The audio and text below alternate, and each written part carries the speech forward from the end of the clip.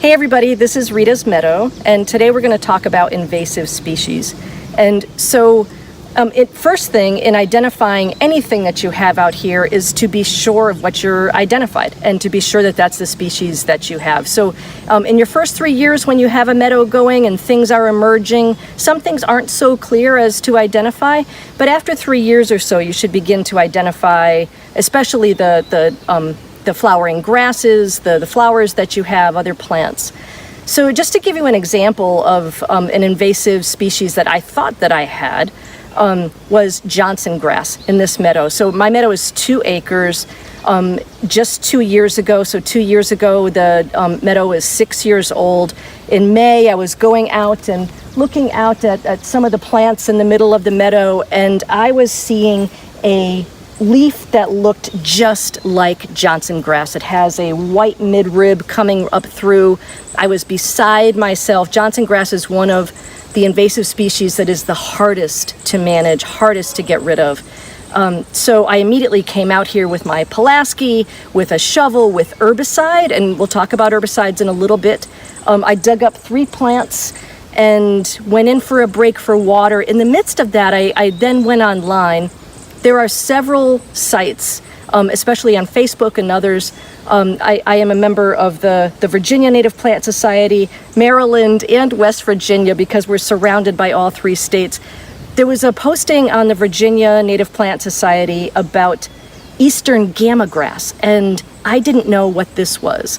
And the leaf looks identical to Johnson grass, which when it was low and not going to seed, you can't tell the difference, except that somebody posted the difference is that it has a flattened stem, not a round stem. Johnson grass has a round stem all the way to its base.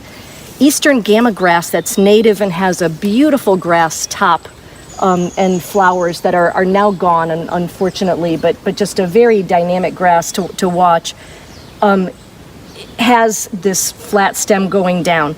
So once I realized I had that, I didn't have to dig up the plants. I didn't have to apply herbicides. I was just so relieved. And now these 2 plants are an entryway and to our meadow and to one of the trails that we have going into the meadow. So key is to identify absolutely what you have. Everybody is going to have Japanese stilt grass. Everybody is going to have just various invasives that come in, but you have to be able to identify those. So that's just key. Herbicides, we do use herbicides. There is a invasive Lespedeza, people pronounce it differently. It's an Asian plant, it's a clover. It gets very tall, looks somewhat like rosemary, super invasive. Johnson grass and Lespedeza, you have to use herbicides. And when we talk about herbicides and all of the awfulness of herbicide use and what it does to pollinators, we do not broadcast.